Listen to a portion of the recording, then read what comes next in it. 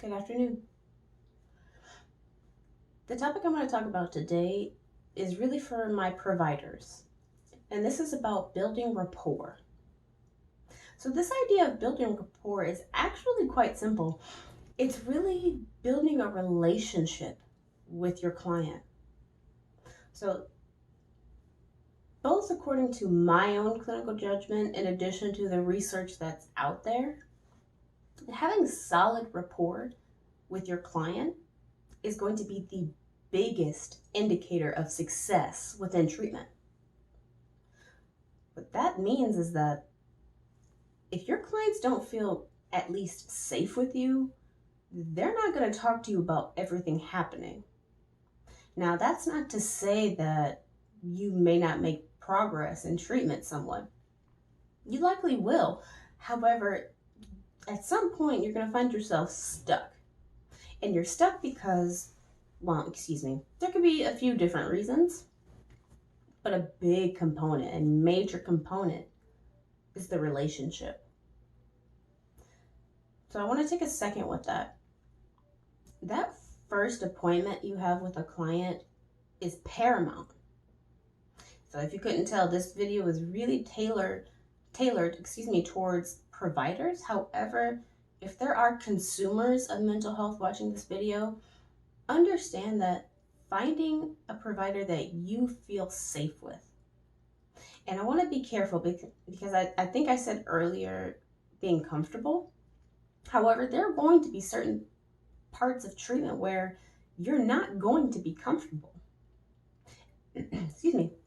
And the point isn't for you to be comfortable. The point is for you to feel safe enough to discuss the barriers with your provider, knowing that your provider isn't going to judge you.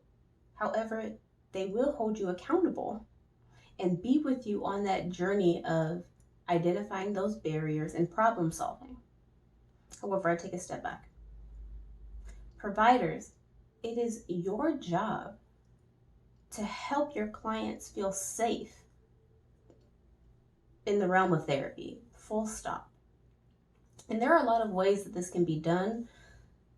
Everyone is individual everyone is individual, right? We're each our own person. And a therapist, by any other name, is human, which means that we are not perfect. We make mistakes, okay? Take that a step farther. We all have different personalities. So that first initial session for me, what I do is I will go through the cultural differences in the room. So a lot of my clients have been of either some type of European background or Hispanic background, and I have also worked with clients from African American background and just a Black background across the diaspora, right? So, excuse me, with that, clients come with their own experiences, and it's my job to assist them in exploring those things with me. So for me, I take a very collaborative process, and in that initial session, I will bring up the fact that, hey, I'm Black, right? Or African American, however you want to respectfully refer to me. Are you comfortable working with an African American therapist? And if they say no, that's okay, because it's not about me when it comes to the therapy room. When that client steps into therapy, it's about them, and it's about making sure that they have what they need for success, however they define it for themselves. It's not my job to define success for them. So if my client doesn't like the fact that I'm African American, or if they don't like the fact that I am a cisgender female, if they don't like the fact that I have more of an androgynous gender presentation, that is their right. It's not personal, and it's nothing about me. However, it is my responsibility to link that person to someone that is going to help them get to where they need to be. So let me take that a step farther.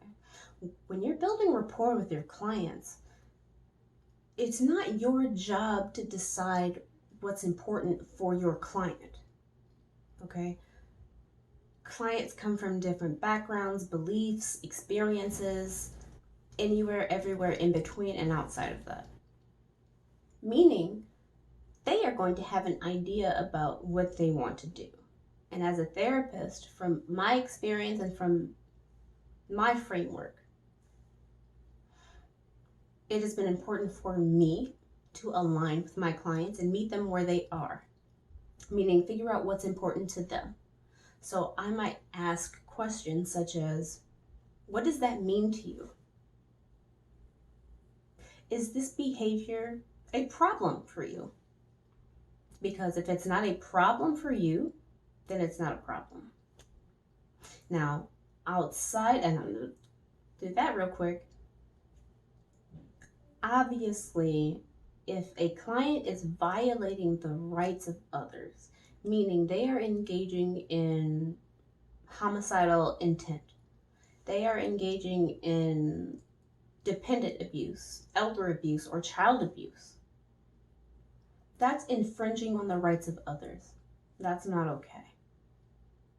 If that client is harming themselves to the point of extreme harm or killing themselves, I have a duty to protect.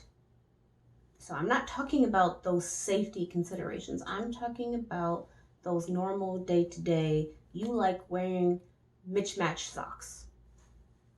You like putting water with your cereal.